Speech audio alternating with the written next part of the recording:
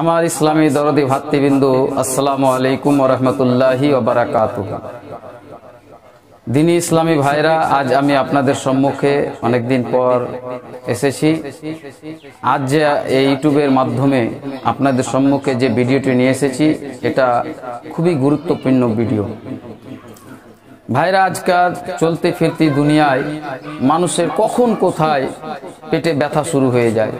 হঠাৎ করে সেখানে কোনো মেডিসিন পাওয়া যায় না, কোনো ডাক্তার পাওয়া যায় না, কিংবা কোনো আলেম ওলামা পাওয়া যায় না যে সেখানে পানি পড়ে পানি পান করে সে পেটের ব্যথাটা দূর করি।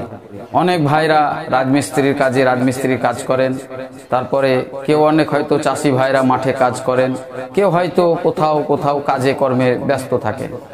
এই অবস্থাতেই হঠাৎ করে দেখা যায় পেটে ব্যথা শুরু হয়ে গেল। আমি কোরআন শরীফের একটি এমন সূরা আপনাদেরকে আজ বলবো, যা সেই সূরাটা তেলাওয়াত করে যদি পানিতে পড়া যায় আর সেই পানিটা যদি পান করা যায়, তাহলে ইনশাআল্লাহুল আজিজ আপনার সঙ্গে সঙ্গেই পেটে ব্যথা ভালো হয়ে যাবে। তো ভাইরা, এমনই একটি সূরা, যে সূরা পুরো কোরআন শরীফের দিল বলা হয়েছে সূরা ইয়াসিন। কিন্তু এই সূরা ইয়াসিন আমাদের অনেক ভাইদের মুখস্থ নাই, অনেক ভাইরা পড়তে পারেন না।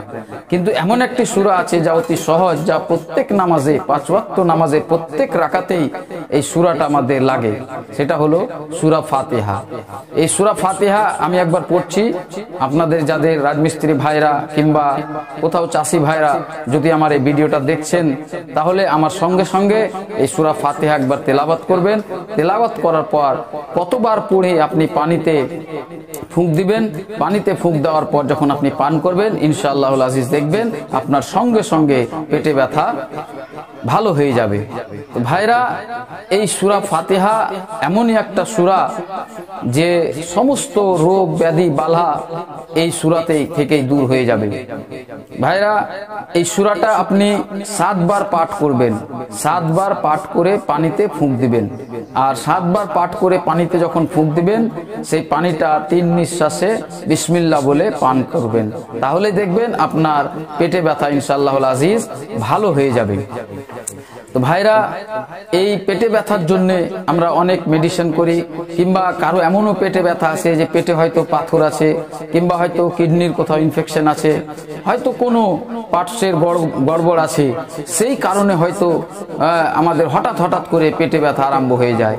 তো এই সময়তে আমরা যদি এটা করি, তাহলে ইনশাআল্লাহুল আজিজ আমাদের পেটে ব্যথা ভালো হয়ে যাবে।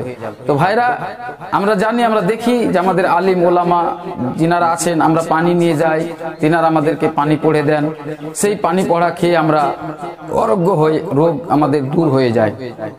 তাহলে এবার মাঠে ঘাটে কিংবা কাজকর্মের জায়গায় তো কোথাও আলিম পাবেন না, মৌলবি পাবেন না, কিংবা কোনো এমন একটা মেডিসিন পাবেন না যে সঙ্গে সঙ্গে আপনার পেটের ব্যথাটা ভালো হয়ে যাবে। তো ভাইরা, আপনাদের কাছে রিকোয়েস্ট, গুজারিশ যে সূরা ফাতিহা মুখস্থ করে নেবেন।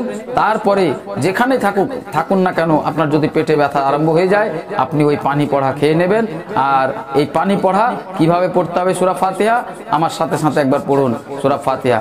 আউযু বিল্লাহি মিনাশ শাইতানির রাজিম, বিসমিল্লাহির রহমানির রহিম।